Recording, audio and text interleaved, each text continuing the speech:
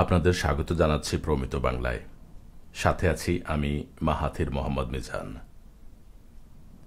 আমরা আলোচনা করছি উচ্চারণের সূত্রাবলী নিয়ে, অর্থাৎ কি করে বাক্যে বিরাজমান প্রতিটি বর্ণ এবং শব্দ সঠিকভাবে উচ্চারণ করতে হয় সেসব নিয়মাবলী নিয়ে।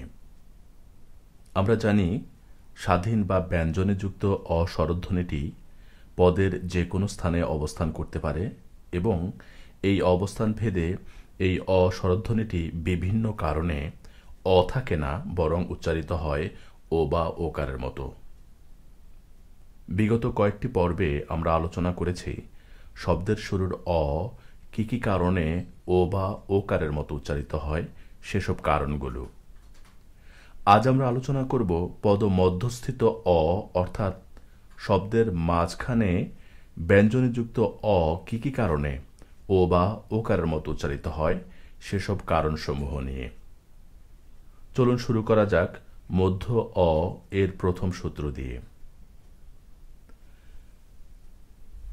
আমাদের আদ্য অ এর ক্ষেত্রে যেমনটি আমরা বলেছিলাম যে শব্দের শুরুতে স্বাধীন বা ব্যঞ্জনযুক্ত অ থাকলে এবং তারপরে যদি হ্রস্ব ইকার, দীর্ঘ ইকার, হ্রস্ব উকার, দীর্ঘ উকার, ঋকার, ক্ষীয়, জয়জ্ঞ বা জফলা থাকে তখন শুরুর অটি ও বা ওকারের মতো উচ্চারিত হয়। মধ্য অ এর ক্ষেত্রেও একই নিয়ম প্রযোজ্য, অর্থাৎ শব্দের মাঝখানে অটি থাকবে, অবশ্যই এখানে ব্যঞ্জনে যুক্ত হবে, কারণ স্বাধীন অ শব্দের মাঝখানে কখনোই বসে না।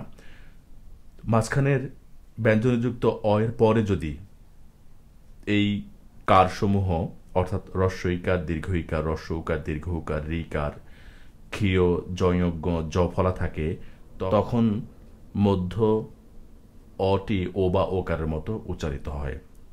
আমরা যদি সাজিয়ে বলতে পারি এভাবে: শব্দ মধ্যস্থিত ব্যঞ্জন বর্ণে যুক্ত অ আদ্য অ এর মতোই হ্রস্ব ইকার, দীর্ঘ ইকার, হ্রস্ব উকার, দীর্ঘ উকার, ঋকার এবং ক্ষীয়, জয়জ্ঞ, জফলার আগে থাকলে, অর্থাৎ আদ্য অ এর মতো মধ্য অ এর পরে এসব কারসমূহ বা ক্ষীয়, জয়জ্ঞ বা জফলা থাকলে সে অ এর উচ্চারণ সাধারণত ওকারের মতো হয়ে থাকে। আমরা কিছু উদাহরণ দেখলে বিষয়টা আরেকটু পরিষ্কার হবে। যেমন কাকলি, আমরা কি বলেছি সূত্রের ক্ষেত্রে মধ্য অ এর পরে হ্রস্ব ইকার থাকলে মাঝখানের অটি ও বা ওকারের মতো উচ্চারিত হয়। এখানে মাঝখানে কটি রয়েছে, তারপরে লয় হ্রস্ব ইকার রয়েছে, সেজন্য মাঝখানের কয়ে অন্তর্ভুক্ত অটি ওকারের মতো উচ্চারিত হবে। কাকলি, কাকলি না, কাকলি, কো, কাকলি। একইভাবে প্রণতি, অবগতি, সুমতি, বিরতি, জননী, ধরণী, তপস্বী, রমণী, ঘরণী, সরণী, সকরুণ, অতনু, শতমূল, উপকূল, সমভূমি, দৈবজ্ঞ, সর্পযজ্ঞ, অদম্য, আলস্য, অগত্যা, সৌজন্য, অকথ্য, অসভ্য, অমসৃণ অথবা অমসৃণ, দুটো উচ্চারণেই সঠিক। ঋকারযুক্ত ধ্বনি সাধারণত দ্বিত্ব হয় না, কিন্তু এই শব্দটি ব্যতিক্রম। অমসৃণ অথবা অমসৃণ।